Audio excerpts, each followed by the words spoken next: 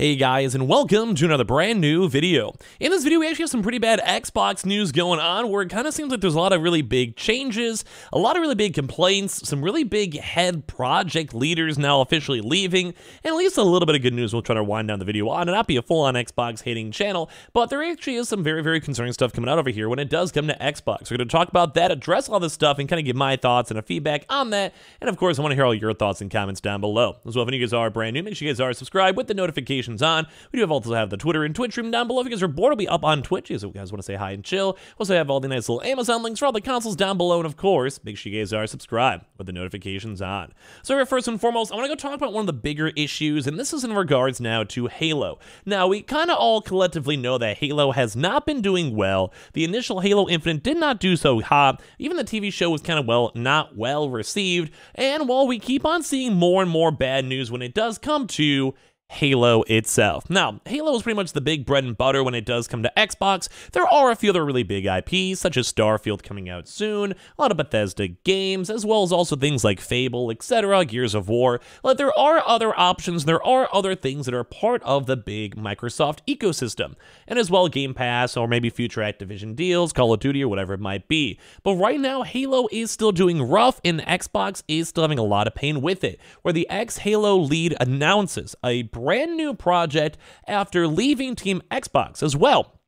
We also have seen a few other folks also chime on in that were a part of the original Xbox and Halo teams, or just even the Halo Infinite teams, and they just dipped.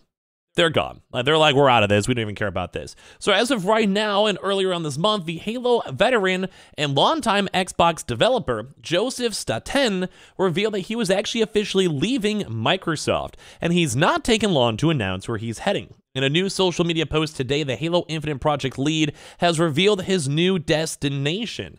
And Satan is actually now going and got poached by Netflix to direct something entirely new for a very, very intriguing aspect. Now, we've been kind of watching the new Netflix, developments, because they are trying to go and put a lot of money, time, and effort into either doing live service games, or as well, them also trying to go and expand out their own gaming IPs. And this is where it's kind of happening for this, where Joseph says, "In my work life, there's nothing I love more than collaborating with others to build worlds filled with iconic characters, deep mysteries, and endless adventures. So today, I'm thrilled to announce that I've joined Netflix Games as creative director for a brand new AAA multi-platform game and also an original IP. So this is number one really intriguing because it's from one of the OG Halo boys who decided just to leave and dip out because they're like, duh, I don't want to really be here. And then part two is that they're also like, hey, let's make a brand new IP, something brand new. Let's go do something with Netflix that does have the funding, and as well, probably a lot of folks would be down to go play games.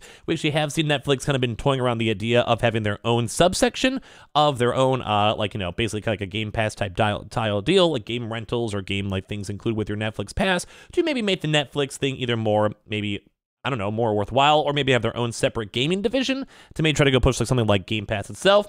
So basically, the Halo vet has been around the Xbox for quite some time. Started first out with Bungie in the 90s before working both at Xbox Game Studios and, of course, 343 as well. And it's kind of cool to see what's going to be up to as well. But it's kind of not good for Microsoft and Xbox. One of the OG boys themselves is deciding to go and leave. But some other intriguing stuff over here for even more kind of rough news in regards to Xbox, where the Xbox, brand new, cluttered, and all these big changes for their home dashboard, is actually getting a lot of complaints and a lot of people just not being very happy with the whole situation, where the Xbox cluttered home dashboard is getting changes following people complaining about this on Reddit, on Twitter, and also internal feedback. It's also one of the biggest issues was also how the UI blocked some of the backgrounds, and just a lot of folks weren't really happy with it. So following complaints by the community of it being too cluttered, Microsoft has said it's going to change course on the planned changes now on the Xbox home dashboard. Now, this is once again kind of fitting into the bad news vibe as we're kind of having for the title of the video, but I also want to say on a positive twist, this is good.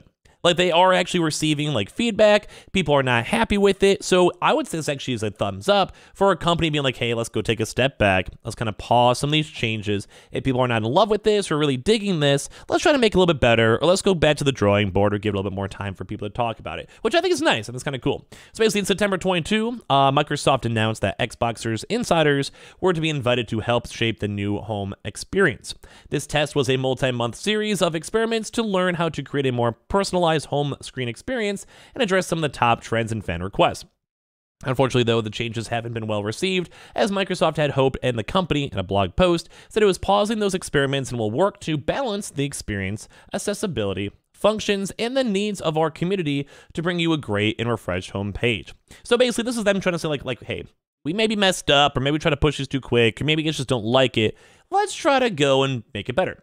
So one of the biggest issues the community had was with how crowded everything felt, and as well how the new UI blocked the backgrounds that users could choose. As you can see in the image below from Microsoft, if you guys want to use this as a reference point, the Halo image was mostly blocked by the titles, and then the community would like to see a bit more balance between the items to interact with and the backgrounds too. So it's kind of like, for me, even looking at this stuff, it is a little bit too much. It's like you have all the options, but yeah, what about like the coziness? What about the vibe? I don't know. Like, it's not bad, but it doesn't really feel good. I don't know. It just doesn't feel like welcoming. Kind of feels like it is a little bit of a downgrade. Now, if you guys were OGs back in the 360 days, I still think the Xbox 360 probably did have one of the best home UIs. Maybe it's bias, maybe it's nostalgia. I don't really know. I didn't really like that back in the day. So they do want to maybe go to adjust this up, make it a little bit less cluttered. I mean, in theory, I kind of like how PlayStation does it, where it has all the options in the very top. Like, it just seems like it's very, very well thought out for PlayStation. I'm a little bit of a PlayStation fanboy, but I do think Xbox can make it happen. There's also a bit of the issue, too, as well, with there still being the Microsoft Store, like the Windows Store, Game Pass Store, etc. And there's a few different UIs they have to worry about. I don't know. It's kind of all over the place, too, as well. So as Microsoft works to address the complaints, both the Alpha and Alpha Skip Xbox insiders will be reverted back now to the original Xbox home experiences that they were using, and their previous settings and backgrounds from before the test will be activated. The new home settings will be saved for the future. So basically, like, they're just going to be like, hey, thank you guys for helping us. Thank you for trying to make this work, but we're going to go back a little bit and make sure everything's all, like, processing well and working well too. So they also say thank you for all your feedback you've shared. It's a key part of our process, and our team is working hard to incorporate it into the experiences and get it to you to use.